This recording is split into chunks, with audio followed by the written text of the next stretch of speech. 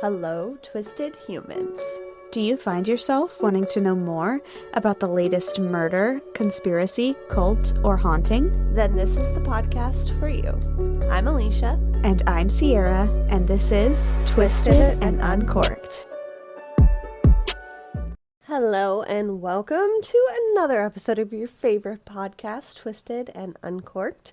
This is episode 77. We're getting up there, guys. Yeah, we are. I'm going to put a call out for anything you want to hear for our 100th episode because Sierra and I are crazy planners.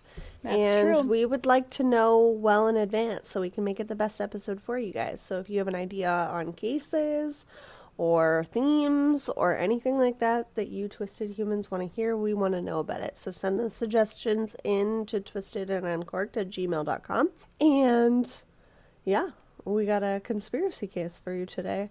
But before we get into that, we are, of course, going to tell you a fun fact that you never knew but didn't want to know, but maybe did want to know, and maybe tell people and freak them out on the side. Maybe. I do that every time you tell me a fun fact. I'm like, did you know? Yeah. And people are like, stop it. What's wrong with you? I didn't want to know, actually. You're welcome. So, Sierra, do you have a fun fact for me? I do.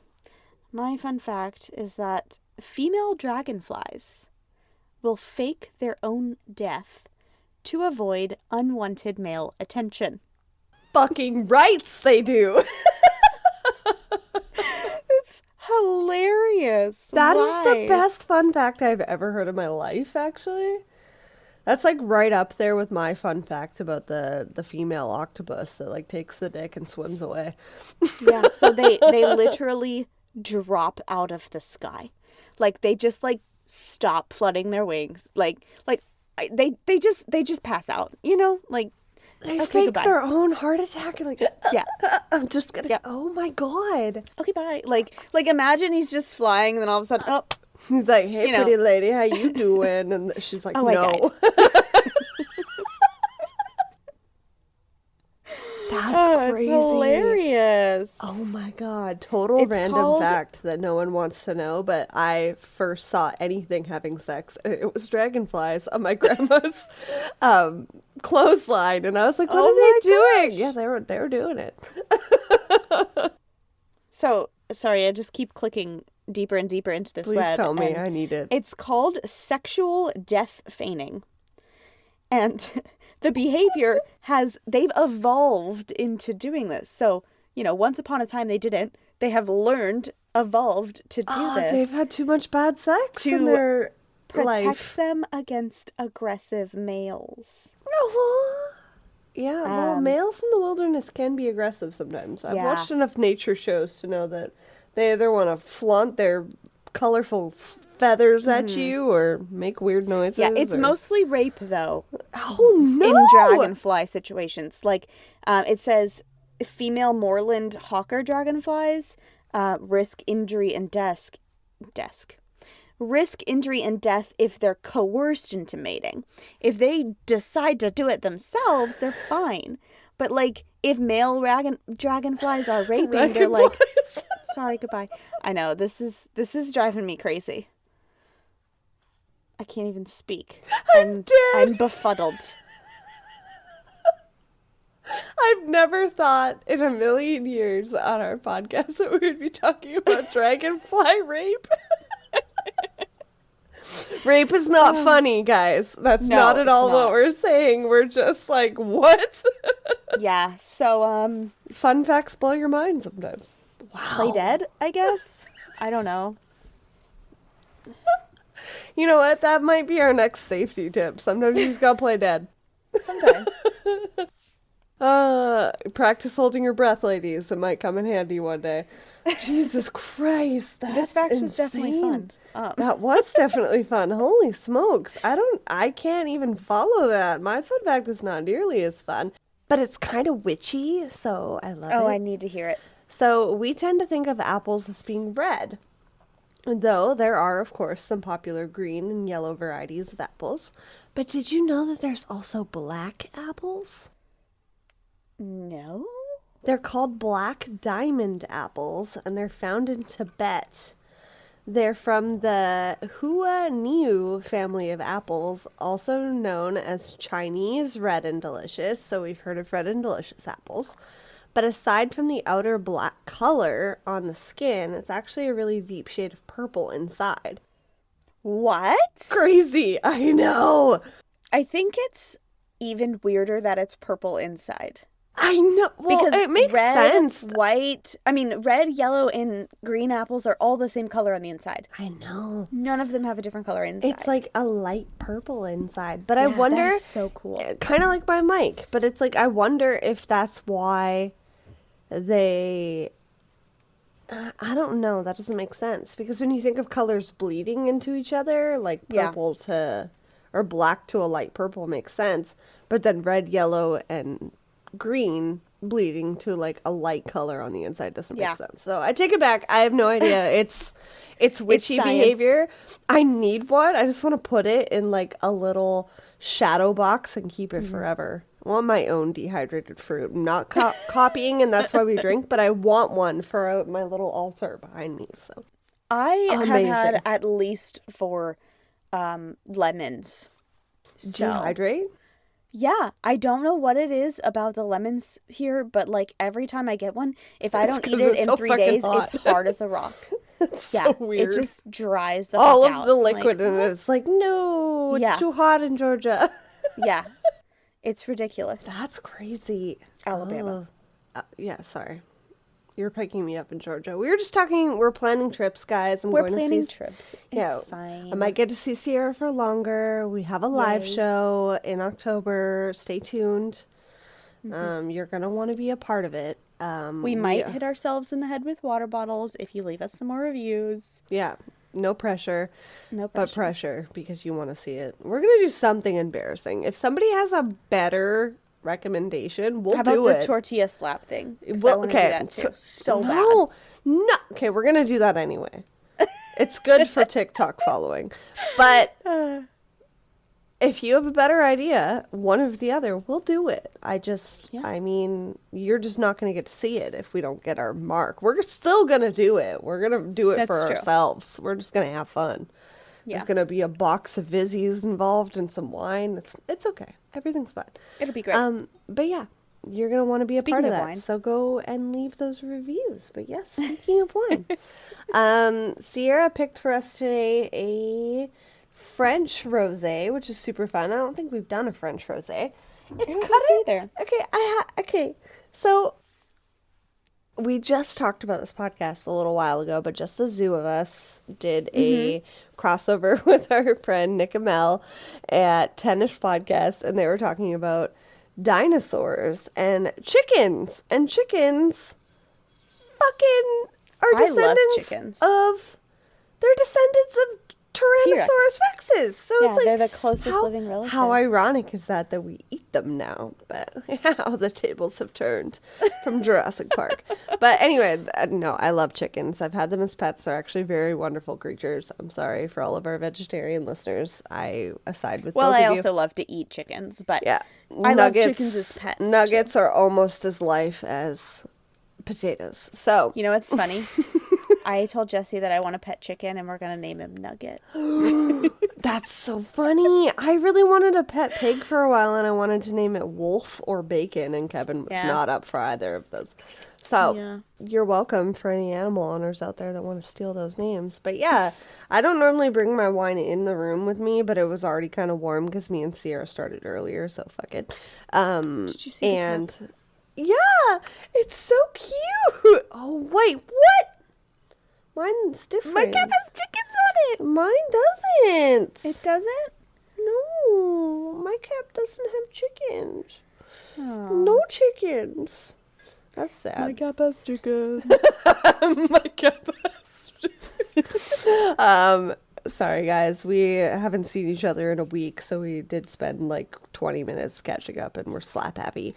But yeah, chickens on this label, and it is... get to the page with the wine fact, Alecia.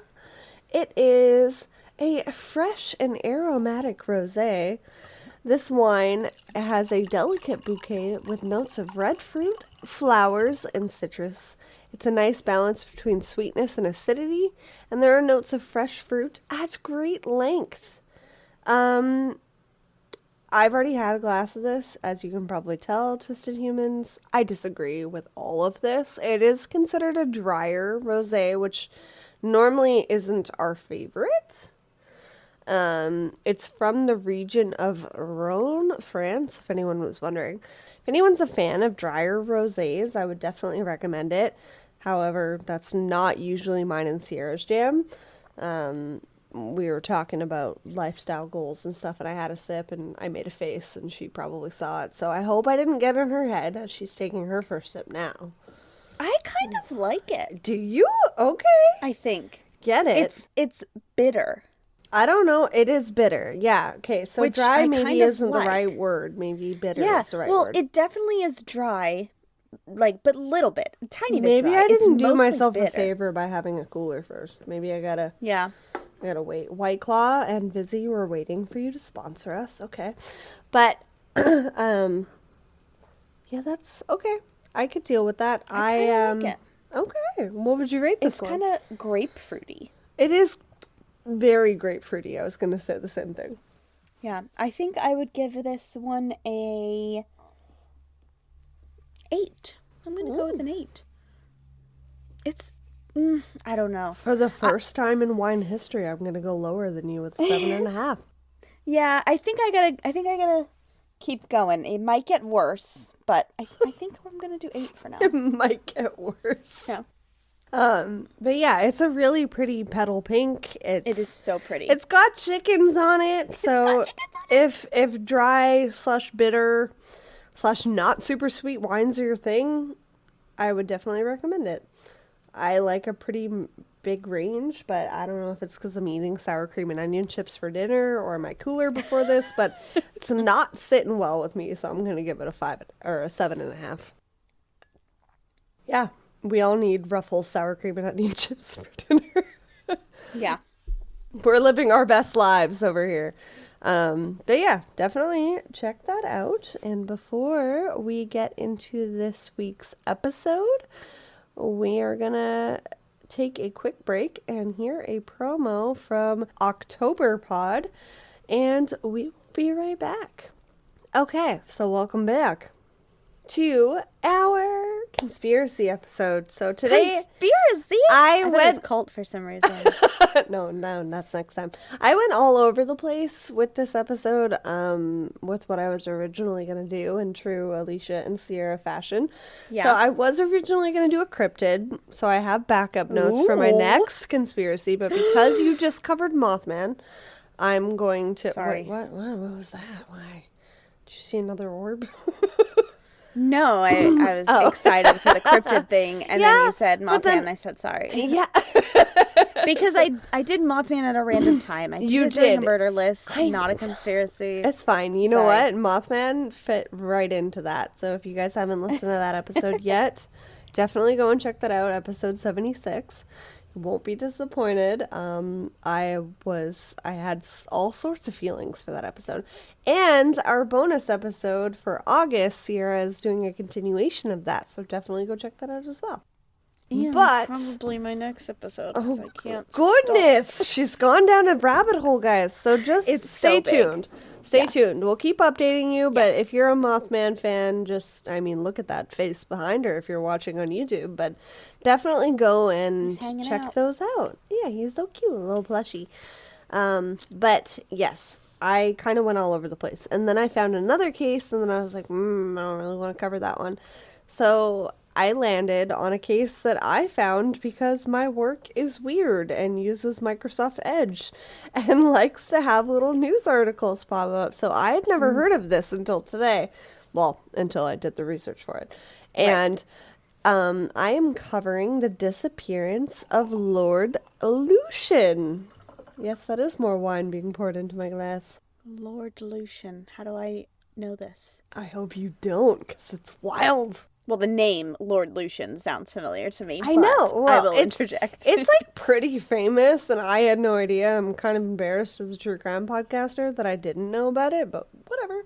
So, Richard John Bingham The seventh Earl of Lucan was born on December 18th, 1934, to Anglo-Irish aristocrats George Bingham, the sixth Earl of Lucan, and Caitlin Dawson. So, moving forward, I would like Sierra and I to be referred to as Lady Sierra and Lady Alecia of Twisted and Uncorked, because I love... Lord, actually. Oh, okay. Because I'm like, fucking English titles. What is that? Mm-hmm. And we kind of made the joke with my last episode for our haunted episode that, like, our UK listeners are coming up in our downloads, and we really appreciate you guys. So I'm not making a joke at that expense, but I'm like, you guys have some sick titles, okay? Right. So he was born in Marylebone, London. And for those that don't know, like our wonderful UK listeners, an earl is a type of British noble. So he up there in fancy level. After he was born, though, a blood clot was found in his mother's lungs, which forced her to stay in care. And Lucian, as he was better known, was cared for mostly by the family's nanny. When he was 3 years old, he attended a prep school with his older sister Jane, and in 1939, with the Second World War approaching, he and his family evacuated to Toronto, Canada, and then to New York, U.S. 1979? 1939. 39, okay. You're like 79, what? That doesn't even work. Okay, yeah, 39, got it. Like, Alicia, I'm going to need you to do a fact check because the World War was not happening then. So while in the U.S., John and his siblings wanted for nothing. They were really well off. But when they returned to England in February of 1945, they were faced with the bleak reality of wartime Britain. Rationing was still very much in force, and all of their former properties had been destroyed. For a long time, Lucian suffered nightmares and was taken to a psychotherapist. It was never clear, however, when these demons stopped haunting him, if they did. So, you may all be wondering why we're talking about this gentleman for today's conspiracy episode. Well, that is because on November 8th, 1974, he disappeared. And this has plagued the minds of many true crime conspirators for over 40 years. Okay.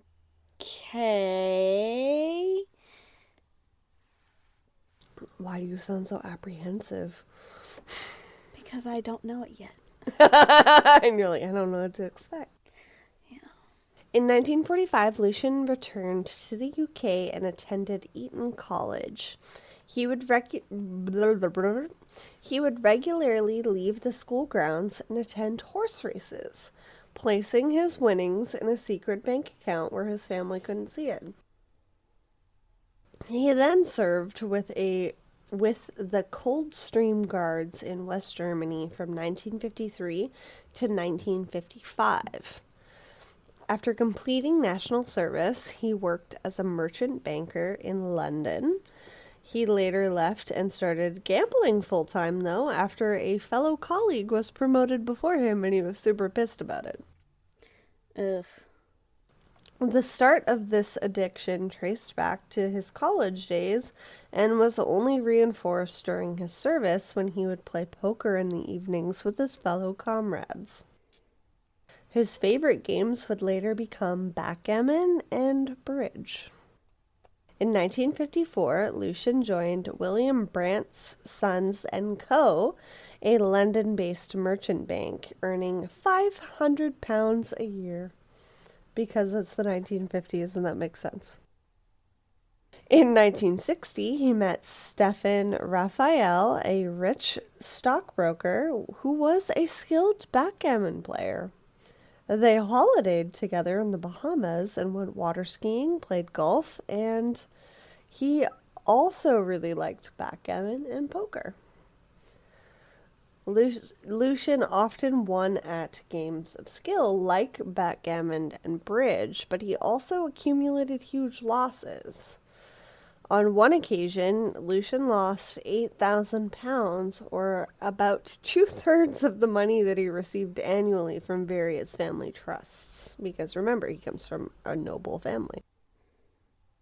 On another disastrous evening of gambling, he lost £10,000, and his uncle, by marriage, he was a stockbroker named John Bevan, helped him pay that particular debt after a few evenings of begging, and Lucian repaid his uncle 2 years later. But we all know the vicious cycle of gambling wins and losses. He was considered for the role of James Bond in a What? Yeah, I know, crazy. In a cinematic adaptation of Ian Fleming's novels back in the early days, like the original James Bonds. But because he was known for his expensive tastes, he raced power boats and he drove an Aston Martin. He was also tall and charismatic, so it's not surprising that he had his way with the ladies. And in 1963, he met Veronica Duncan and was married to her later that same year. The pair moved to a home on 46 Lower Belgrave Street in Belgravia, and in 1967, they had 3 children together. Francis, born October 24th, 1964. George, born September 21st. What up? He's right in there with me and Sierra. Born 1967, not that year. And Camilla, born June 30th, 1970.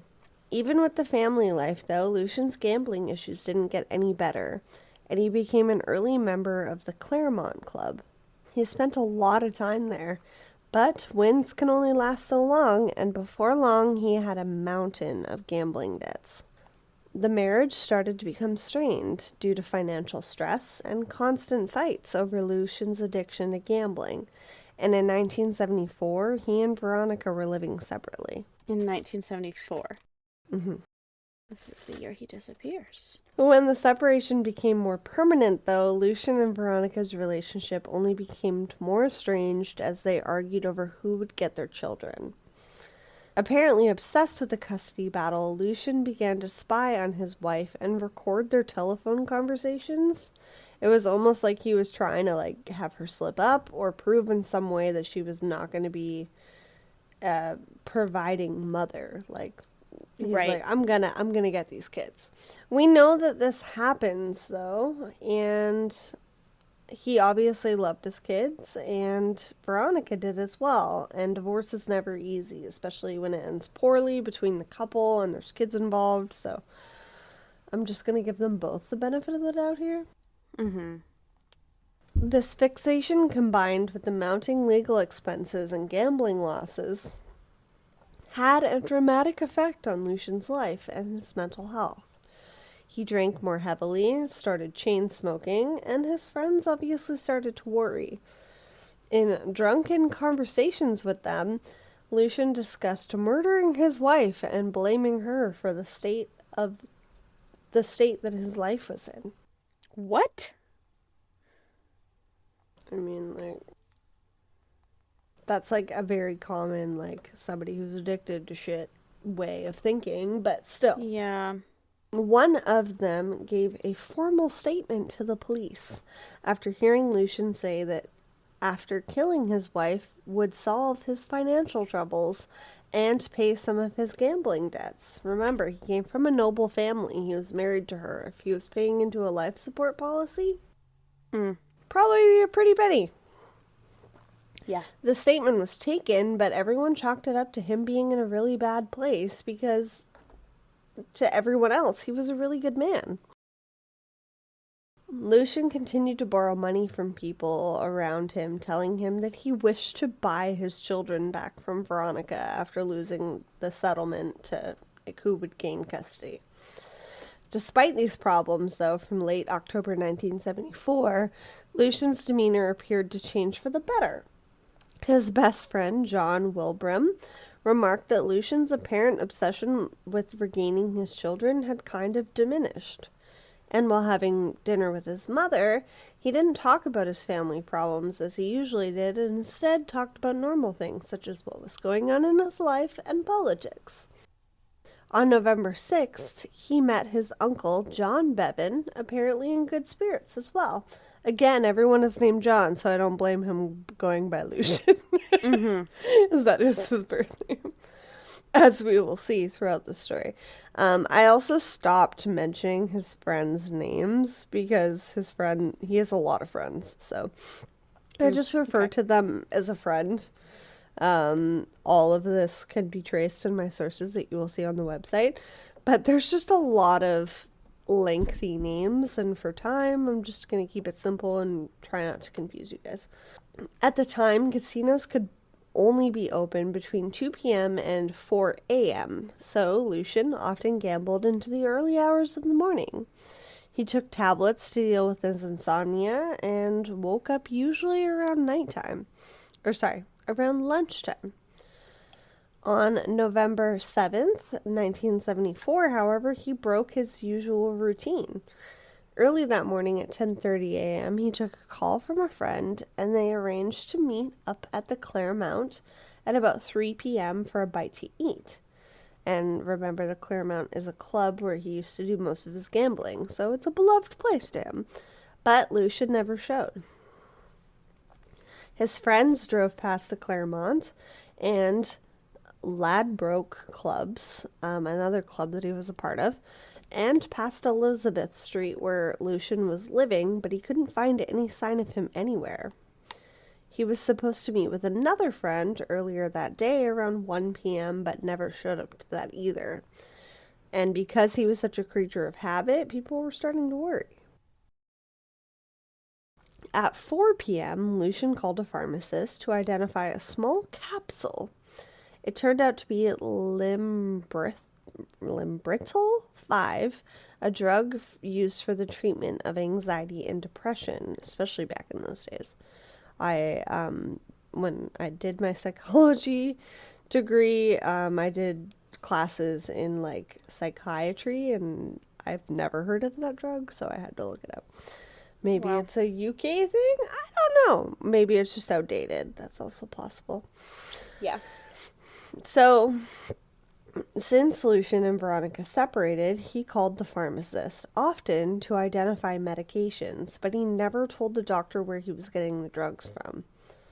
At about 4:45 p.m., he called a friend, and between 6:30 p.m. and 7 p.m., met up with him at Lucian's home.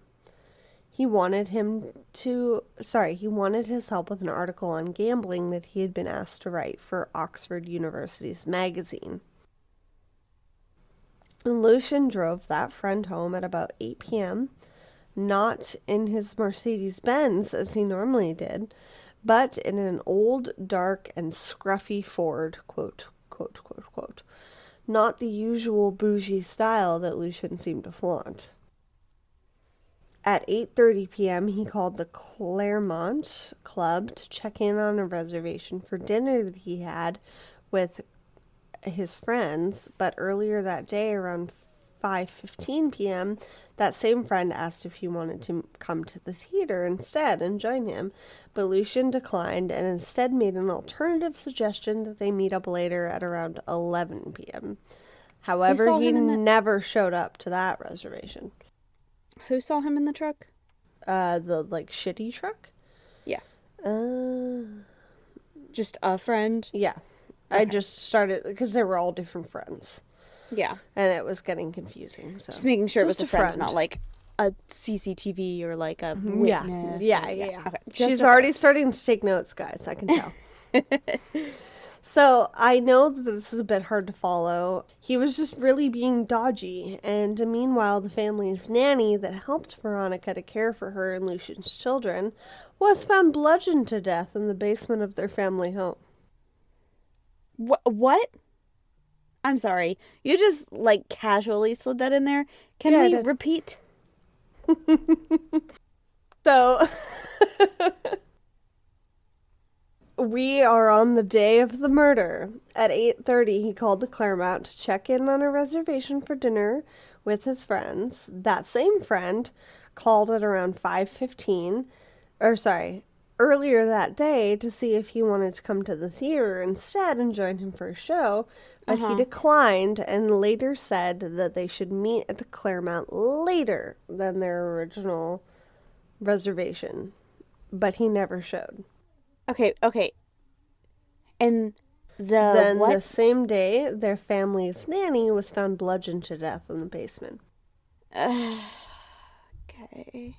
I also found in some sources that it was a kitchen. I also found in some sources that it was a kitchen in the basement, so do with that what you will. She's dead. So, it's a rich person, she's dead, yeah. Oh. So many people believe that Lucian was responsible for her death, believing that he had meant to kill his wife instead, but that he thought it was her when she came downstairs. You know, it's the 1950s, it's dark. Okay. Wait. This is the 1950s or 70s? It's 70s. Okay. Sorry. It's the 1970s, it's dark in the basement, who knows? So, at the same time, she was supposedly making a cup of tea for Veronica and went downstairs to get something.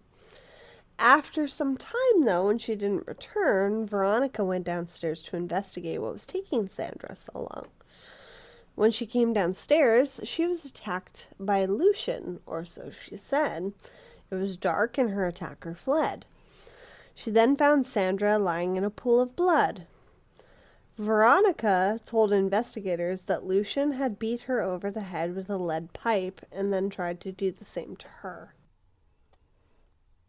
Okay. You have your thinking caps on already. I already know this. So Veronica managed to fight back and escape her attacker. She ran to a nearby pub called Plumber's Arms, which was like a 5-minute walk away from their house. In the hours following the attack, Lucian had driven to his friend's home in Sussex. So from where he was at the attack to where his friend's home was about a 15-minute drive. Now, I have mixed feelings about Veronica's story. It's very plausible that Lucian did have something to do with killing Sandra, given his threats in the month prior and his threats against his wife. But she did give a lot of information and a lot of detail about the attack and what happened. Like, I grabbed here, I did this, I did that, and who hit who. Like, but in my details. That's my opinion. I will include the transcripts in my research so you guys can do your own differentiating. But in my opinion, it's hard to remember those details when your life is in danger, and whether she's a serious true crimer in the 1970s and has a great memory and wanted the attacker to be caught, hard to say. Her statement is pretty long, which is why I didn't choose to include it, but that's my 2 cents on it. It's like, but also, like, he was threatening to kill her a few months prior. Like, all of my troubles would go away if my wife was just dead, so. Yeah. It's hard to say. Lucian had called his mother and asked her to collect his children from the family home, saying that there had been an incident there, and when he arrived to a visit with his family, he had heard his wife screaming and had rescued her from an attacker.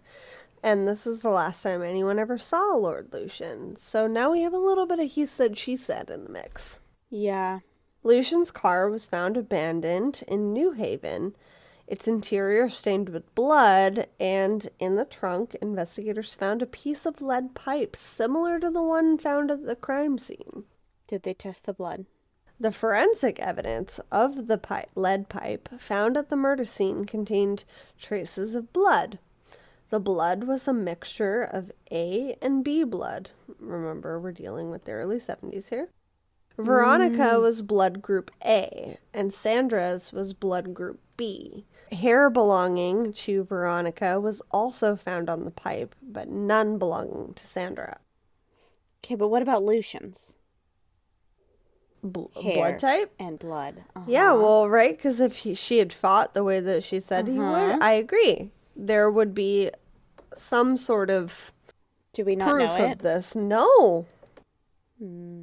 But I'm really glad you thought of this, because this is where I'm like developing Sierra's underdog syndrome here a little bit, guys, because it's like you can't prove it for sure. But yeah, he Yeah. said some things when he was in the middle of a divorce. It doesn't look good. This happens, Yeah. doesn't look good, but that doesn't mean that it was him. And she's saying it was. He's saying that he rescued her from an attacker. So who knows? They're a wealthy family. It's very possible that somebody chose to rob them and it was a wrong place, wrong time situation for Sandra. Well, We don't know.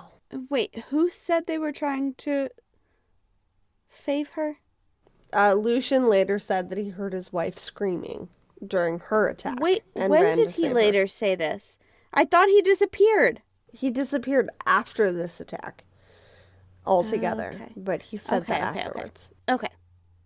Like, and he called his mom and he's like, I need you to go and get my kids, because something horrible has happened at this house. Okay. I'm following now. But then, like I said, his car was later found abandoned. Forensic evidence, a pipe was found in the car. Investigators were unable to prove conclusively that the pipes in both locations were cut from the same longer piece of piping, although they said it was likely. So I don't know if this is just them wanting to close the case, because we see that in a lot of cases. I don't know how common a lead pipe is in the 1970s in the UK, but Probably pretty common, honestly. but It's the probably blood just... stains in his car is what's like. Well, that sounds. But like it could be his like blood.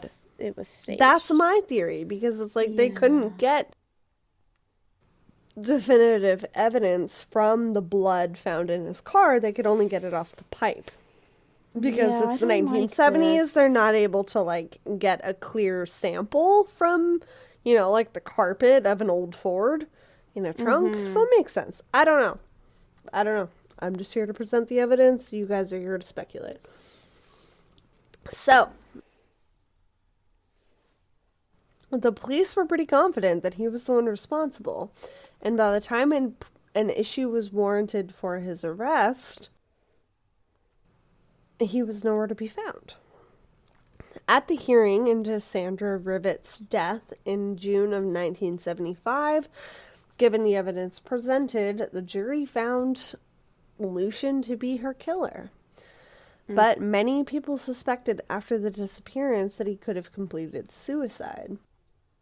Given the guilt of accidentally killing an innocent woman, / he wasn't the man he was supposed to be, and he had a gambling debt, and him and his wife's marriage fell apart. Who knows?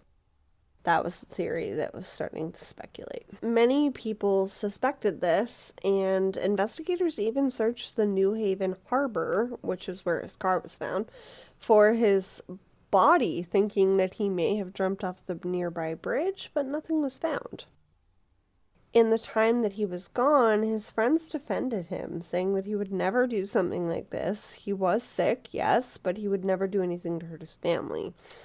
And that the media was feeding on a dramatic story and trying to blame him. In 1999, Lucian was legally declared dead, and in 2016, an official death certificate was created. His title and the last of his inheritance, after paying off all of his gambling debts, of course, was claimed by his son, George. So, Sierra's favorite part of the episode. Let's talk theories. My favorite part. I want to hear the widely known theories first. They're But I have my own. bonkers, because they also include some sightings. So, one of his friends had a private zoo. And I wrote in my notes, in quotes, swanky. With a G. Yeah, exactly.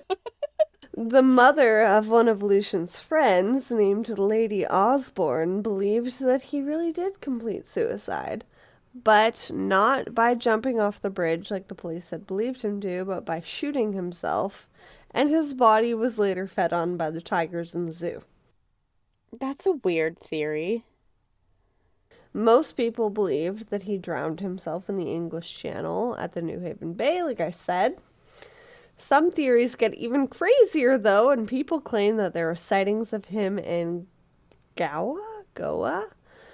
This was later proven to be false, though, and it was actually a local banjo-playing man from St. Helens that looked a lot like him. This gets weirder. This is why I picked it for my conspiracy case. Other sightings were reported in New Zealand. What up, Clinton? A man named Roger Woodgate was living with a pet possum, a cat, and a goat in his car. And many people believed that the person looked a lot like Lord Lucan, and that it's possible that he had lost his mind after all of this grief and turmoil in his life. But that was also later disproven. Another theory is that Lucian went to Africa to help with the help of one of his friends. Anonymous statements were made by a woman claiming to be a former assistant of Lucian's friend, and she said that he had left and relocated to Gabon, Africa. Gabon. I apologize, guys. I love you. I'm sorry. In 1974, an arrest was made in Africa that looked a lot like Lucian as well, but this man was later proven to be a British Labour MP named John Stonehouse. He had tried to fake his own death and left a pile of clothing on a beach in Miami to try and make it seem like he had just walked off into the ocean and drowned. Who is this and why did he fake his own death? No idea. We didn't look into him. This is about Lord Lucan. Okay. Yeah.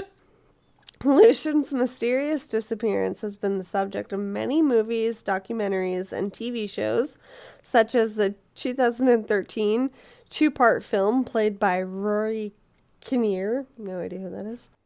And in 2017, Veronica passed away reportedly by suicide by taking a lethal dose of lethal cocktail of drugs and alcohol and died at the age of 80. So maybe a little bit of guilt for blaming him for something he didn't do. We don't know. She had been estranged from her family, including her children, for some time when she died, and she left her estate to a homeless charity shelter. Despite all of the crazy speculation and sightings surrounding Lucian's disappearance, his fate remains inconclusive to this day. So the real question is, Twisted Humans and Sierra, what do you think? Is he on a most wanted list? No. See, this is what I don't like about America. Like, how come every time somebody disappears and that something bad happened to their family, they get put on an FBI most wanted list? Like, you don't know if they're also dead. I guess you don't know in the UK. I think Lucian might also be dead. I kind of think the same thing. I don't know how, I don't know why, but I don't think he ran off to enjoy this different life. So all of these sightings are funny and okay to mention in terms of covering a case, but I don't think that that's feasible. Like, how would he have traveled the world in this way if he had such debt and left everything behind at a minute's notice? Like, and for someone who was somebody would have been able actively to trying to get custody of his children, you don't just leave your children. I agree. You don't. So, I mean, if it would be different if he was my like, personal theory is that somebody that he owed money to killed him. I think that Veronica. I think that Veronica staged. I think Veronica killed the nanny. Staged like, oh my God, Lucian, come here, help me, to try to set him up, to get his fingerprints on the scene, to set him up. And then when it wasn't going the way she planned, she either hired someone to kill him or killed him. Kind of agree. And that's why she was like living this life of solitude at 80 and died by suicide because she felt like shit. Yeah. Kind of agree with that statement. It's a weird case either way. It is. So. And honestly, I think that if she okay, let's pretend she killed him. She didn't. Okay. If she hadn't, he probably would have one day eventually killed her to clear his debts. I think it was a toxic relationship and something bad was going to happen. So I'm not saying I'm that, not like... saying he was innocent completely. Like, Right, he did run exactly. around He's not saying that innocent he in was this, gonna kill her because but he doesn't deserve to die. Exactly. No one ever deserves to die. Definitely weird, though. And that's why I knew you were asking about his blood type, because if they were the same blood type, because Yeah, that's all you had easy back to then, frame. it would have been easy to frame him. And I don't know what his blood type was. I couldn't Yeah. find it anywhere. If somebody knows, one of our UK listeners maybe has access to something I don't, please let me know, because I'm super interested in this case. It just kind of came and went out of nowhere. Like, it's Yeah. weird. So, I would be interested to know. I do also find it weird, though, that his friends were like, oh yeah, he was in this vehicle that I'd never seen him in before. It sounds like they were trying to, like, throw police off the scent or something. Like, don't look for a fancy car, look for that. But then again, I don't know. But then it's like, if he escaped, maybe that's why they were doing that? And like, also, maybe witness sightings are not accurate. No. They're really not. So, I don't even know how much of that I believe.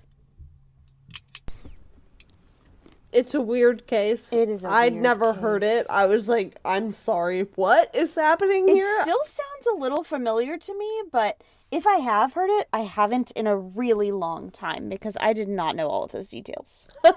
For sure. I hope our listeners enjoyed it, as Sierra did, and Yes. please let us know your theories, because it's super fucking weird. I'm like, is I'm so sorry, weird.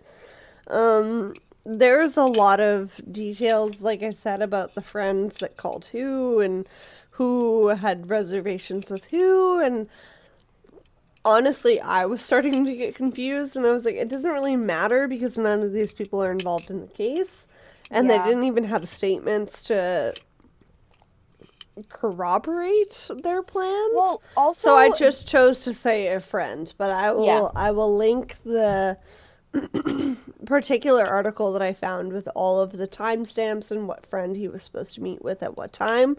He's he's of a noble family. He's meeting with people for dinner and lunch and this and that.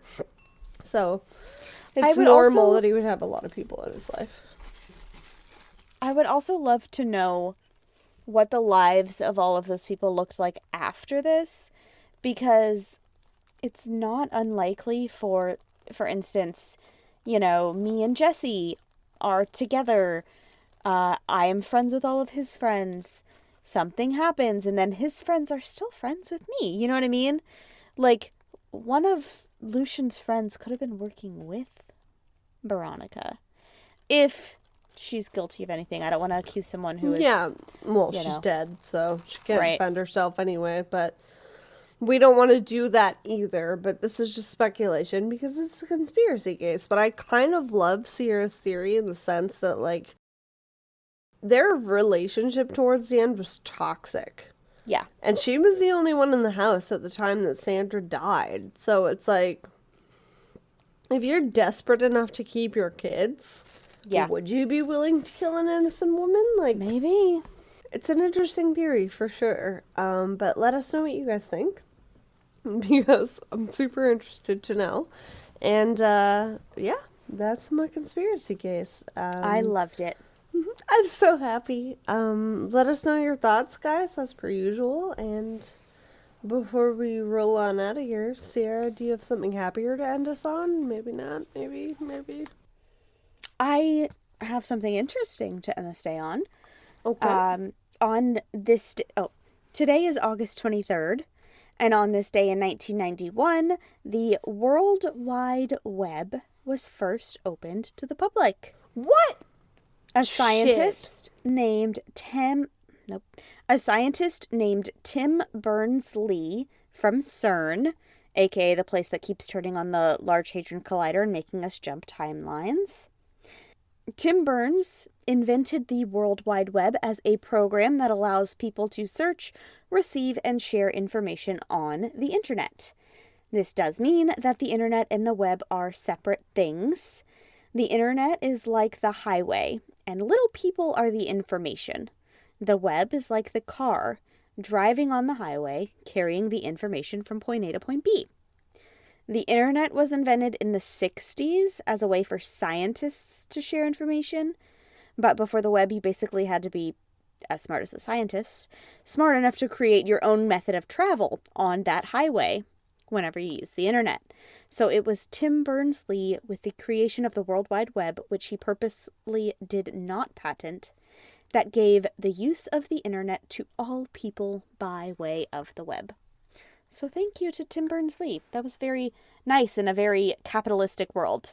No kidding. Yeah. And extra thank you, because we couldn't do what we do now without you. Exactly. So thank you. That's amazing. I kind of love that. Yeah. It took me so many fucking YouTube videos to understand the difference between the World Wide Web and the internet, by the way. I Googled this for like an hour, like, what the fuck? Someone put it in dummy terms. I literally wrote World Wide Web versus internet for dummies. Please, someone explain this to me. So an extra thank you to Sierra for dumbing that down for the layperson. I tried. No, you did a great job. That's super cool. And, you know, thank you to everyone involved in me understanding that, because Yes. I appreciate it even more. Don't forget to leave those 5-star ratings and reviews, guys. It really does help spread the word of our show, and it's totally free and takes up a minute of your time. But don't forget that gets you entered to win a free month of Patreon, which has like 100 bonus episodes. So you will be repaid, hopefully, for your time, and we really appreciate it. And don't forget that we will do something embarrassing if we reach our goal by the time that I go and see Sierra in October, which at the time that we are recording this is 2 months from that time. And go check out our Patreon for more bonus content if you would like that, because let's face it, you're all caught up if you're here. And we will see you guys next Tuesday for a brand new episode. And in the meantime, keep it twisted. Thank you for listening to Twisted and Uncorked Podcast. Remember to leave a 5-star rating and review wherever you are listening now. It really is the best way to spread the word. You can also check out all of our sources and materials, as well as photos for the episode, on our website at twistedanduncorked.com. And you can follow us on social media at Twisted and Uncorked or Twisted_pod on Twitter. Thank you so much for all of your love and support, and we will see you next Tuesday for a brand new episode. Cheers!